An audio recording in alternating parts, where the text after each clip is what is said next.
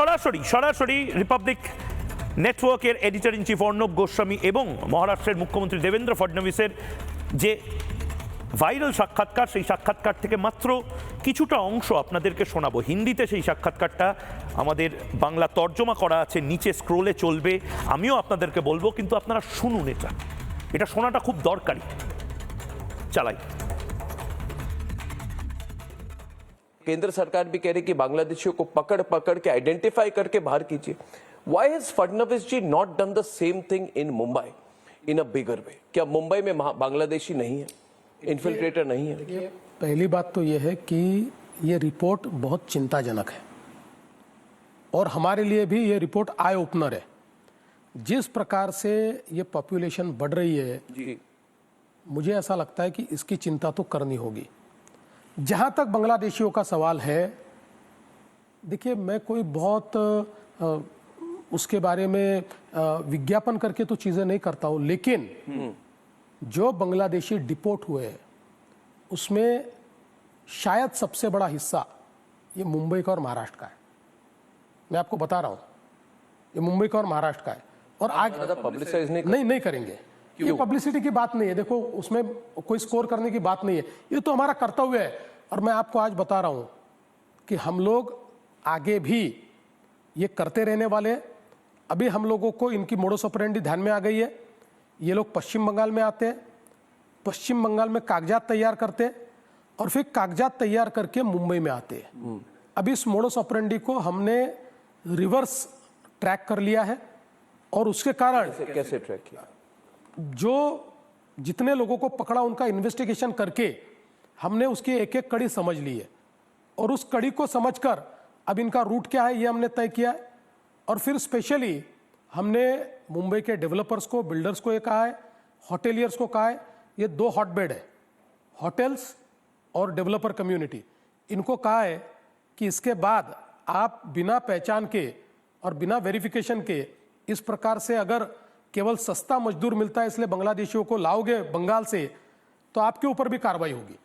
हमने आइडेंटिफाई करना, मैं आपको बताना चाहता हूं, हम इस प्रकार की व्यवस्था कर रहे हैं कि जिससे बहुत आसानी से अगले समय हम बांग्लादेशियों को डिटेक्ट कर पाएंगे, डिटेक्ट भी करेंगे और डिपोर्ट भी करेंगे। अब कह रहे हैं बांग्लादेशियों का मुंबई में रहना असंभव हो जाएगा। बिल्कुल असंभव होगा, आप ट्रैक करेंगे? एकदम ट्रैक करेंगे, ट्रैक कर रहे हैं, 100% ट्रैक कर रहे हैं। ये डेमोग्राफी जो कही जा रही है 30-35% तक जाएगी, इसको आप रोकेंगे? रोकना ही पड़ेगा भाई, क्योंकि क्यों रोकना पड़ेगा? इसलिए रोकना, क्योंकि कई लोग ये कहते हैं, दिल्ली की एक लॉबी है, कहते हैं कि Devendra Fadnavis is very well educated, ये लॉयर है, एजुकेटेड है, बड़े अच्छे हैं, इंग्लिश स्पीकिंग है, ये सेक्युलर होना चाहिए इनको। ये अभी आजकल सेक्युलर नहीं है। मेरे मजहब में कहीं नहीं कहा गया है कि मैं जाकर किसी दूसरे मजहब के व्यक्ति को मतलब जिहाद करूं, ये मेरे यहाँ नहीं कहा गया है। मेरे मजहब में कहीं जिहाद नहीं है, लेकिन फिर भी मैं सारे मुसलमानों को गलत नहीं कहता हूं। देखिए अच्छे मुसलमान भी हैं, इस देश पर प्यार करने वाले मुसलमान भी हैं। जिस प्रकार से आज ये बांग्लादेशी यहाँ आकर और अलग अलग प्रकार से आईएसआई जिस प्रकार के एसेट तैयार करने की कोशिश करता है, इससे हमारे इंटरनल सिक्योरिटी को खतरा है। मैं सेक्युलर हूं लेकिन मैं मूर्ख लिबरल नहीं हूं। देवेंद्र फडणवीसेर लास्टेर अंशटा আমার খুব ভালো লাগলো। मैं सेकुलर हूँ लेकिन मूर्ख लिबरल नहीं हूँ। मूर्ख लिबरल হওয়ার চেয়ে খারাপ বোধহয় এই মুহূর্তে আর ভারতে কিছু নেই। আমাদের কলকাতাতেও, আমাদের বাংলাতেও কিছু মূর্খ লিবারাল আছে যারা মনে করে না না না বাংলাদেশিরা নেই, বাংলাদেশি অনুপ্রবেশকারী আবার কি, ওরা তো গরিব মানুষ, প্যালেস্টাইনে থাকে। দেবেন্দ্র ফডনবিস যে কথাগুলো বলছেন, দেখুন আমি যদি অন্য কোনো রাজ্যের মুখ্যমন্ত্রী এই কথাগুলো, এই অভিযোগ, এই দোষারোপগুলো করতেন, আমি হয়তো এভাবে প্রাইম টাইম ডিবেট করতাম না। আমি হয়তো ধরে নিতাম যে শুধুমাত্র একটা রাজনৈতিক ভাষণ।